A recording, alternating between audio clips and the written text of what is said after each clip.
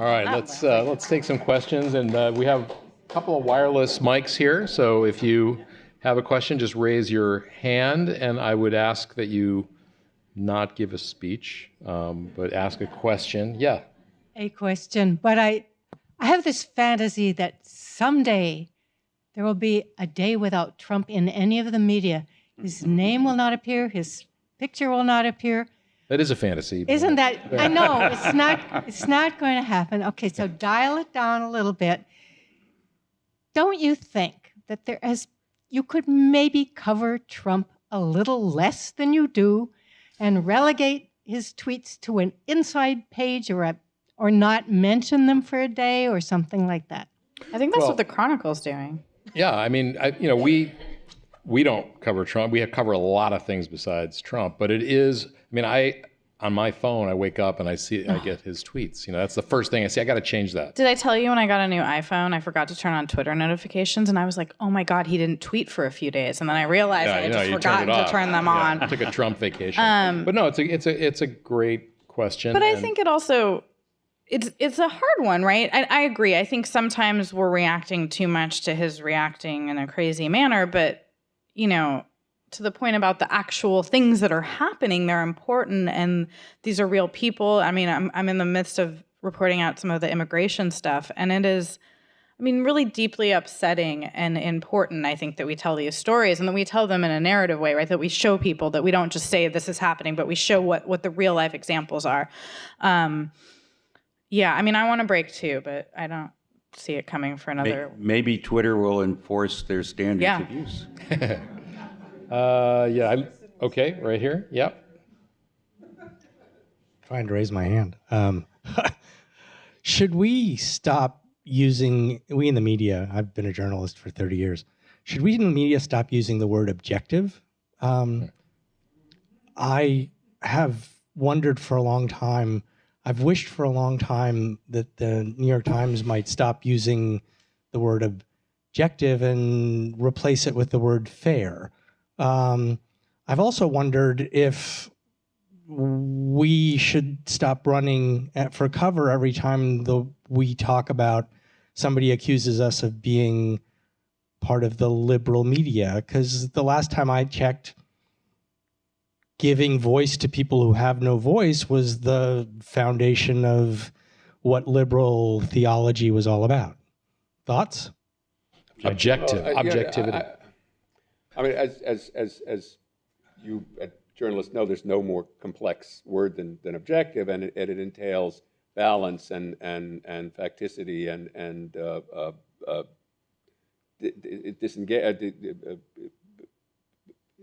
independence and being just the facts and so on.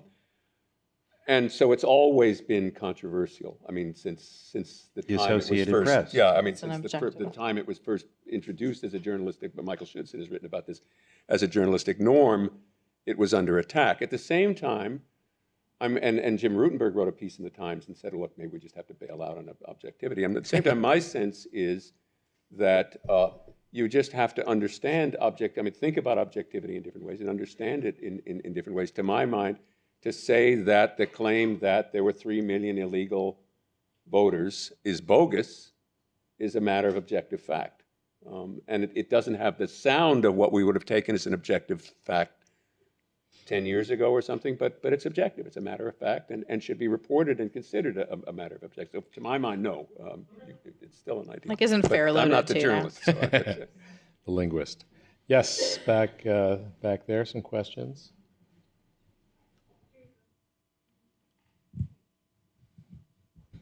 Yes. I was curious. I realize you're not working members of the Washington Press Corps, but if we go to the title of the program, The Most Dishonest People on Earth and Enemy of the People, and we think about his conduct during his first presidential news conference, where he said to a reporter, "You're fake news. I'm not going to take your question," or he told the reporter from the Jewish publication, "Sit down. I'm not going to." I know what you're asking. Misheard the question. I know what you're asking. So I'm curious. This seems to really try the objectivity, again, objectivity, or at least the the fairness of working journalists, because the basic premise of your profession is being challenged as being dishonest without any basis for it. And how does one deal with that that fundamental disrespect, particularly where your job is to represent a candid and honest portrayal of what's before you? Here's where it gets different. Remember Jorge Ramos? Yeah. Okay. So we are in a situation as working people where we will be physically evicted in a press conference. Okay, and this so this is a new standard, a new reality, and that's why we're the enemy of the people, or the enemy of the state. And the use of that kind of terminology also is Stalin or Mao or authoritarian language. And I'm afraid that is a reality that we don't control. That's not the reality we control. I think that this will only be solved when or if the public becomes in some way mobilized to change it. But we do control what we cover and how we cover it and how much airtime we give. And I will say that a conversation that's happening, at NPR and to my understanding at a lot of the networks is like, do we just carry the presidential press conference in its entirety? I mean, in general, there's a question, I think, about live interviews and news. And, if we're living in an era where people who are elected to public office are comfortable going on the air and just spouting objectively untrue statements, otherwise known as lies, then do we let that happen? And I think that's what I mean when I say maybe access journalism is dead, right? It used to be maybe even a year ago that the plum assignment for a lot of people was to be in that White House press corps and to be in the room when the, spokesman or the president themselves were speaking. And I would say that is still important, and we, should be there, I guess, if they let us in, but that the real reporting and the real important work is happening outside of that room. And so that's something that I think that we're grappling with. But the press conference that you referred to, I mean, I think we all, to the extent, I don't know if you all watched it live. I know I did, Marisa, I think you did. We certainly had what we would describe as an objective impression of that sort of unhinged performance. But there was a big swath of the country that didn't see it that way. They liked it. They liked it. Because they hate us. It's like, you go, and so is that maybe, what's the objectivity there? I mean, it's just opinion, right? It's how you perceive it. It's like you said at the beginning, two people can look at one article and take very different things away from it. Does that matter? So can I give you an example of, I think, a good reporting, which came up in that ethics conversation we had, whereas there was was it a congressperson who made the comment about the Ninth Circuit? I think it was a member of Congress, somebody elected, who came on NPR and told Rachel Martin 80% of Ninth Circuit court decisions are overturned, which is not true.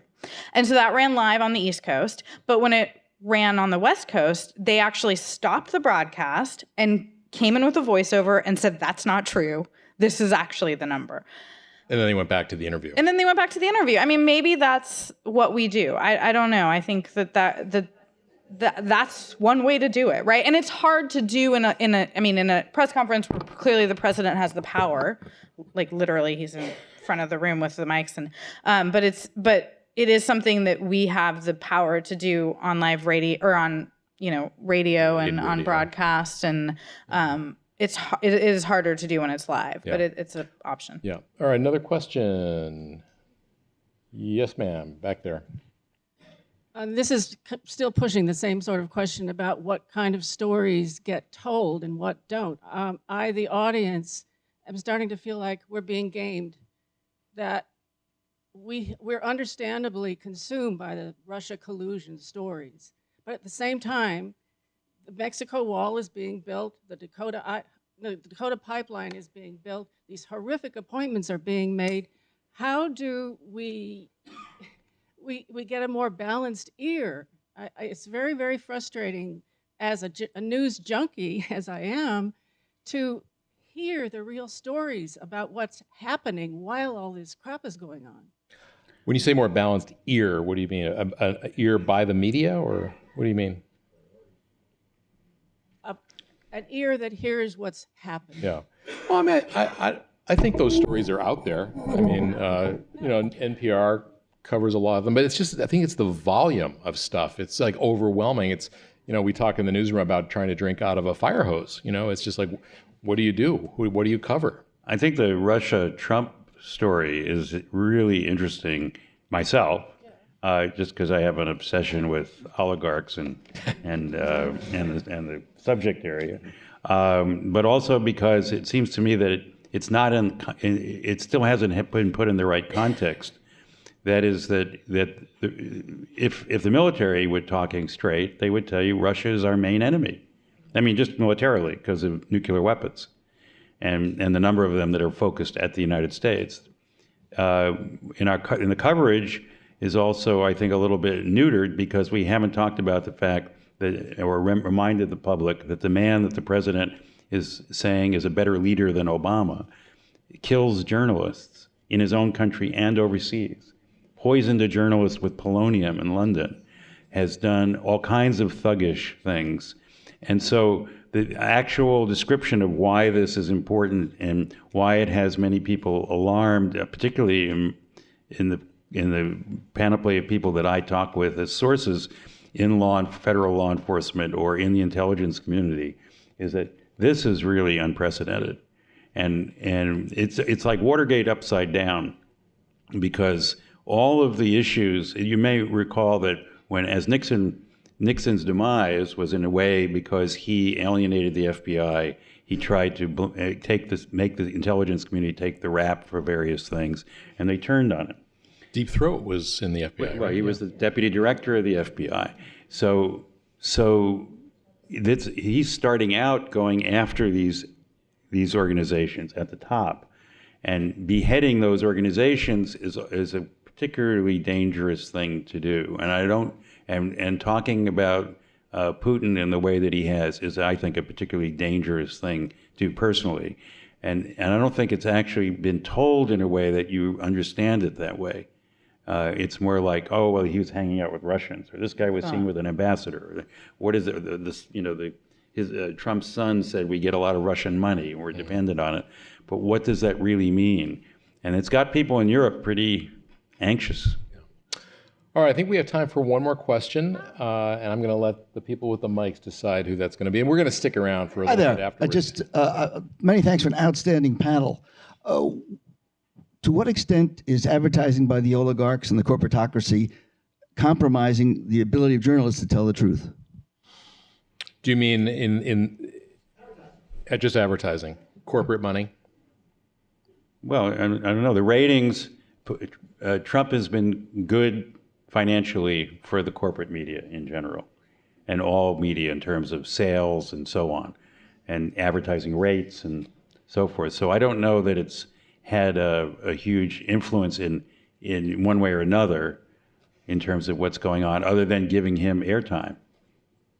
It seems like it's more corrupting in a way the closer you get to local coverage, because whether it's restaurant reviews or, if you lose your local advertising by pissing them off, by covering them in a way that makes them just withdraw their funding. I mean, I think it seems like corporate funding of the companies is so much bigger, and the sources of money are more diverse in some ways. But yeah, I would agree. And I would say, I think that's like an easy target, but I think kind of back to our anonymous sourcing conversation, it's generally not like in media or in one organization a vast conspiracy. It is one person whose ear, who has the ear of an important reporter or editor, or one person, in positions of power. And certainly there's, terrible instances, I think, of journalists or organizations being sort of swayed by advertisers, but I don't think that's generally the way,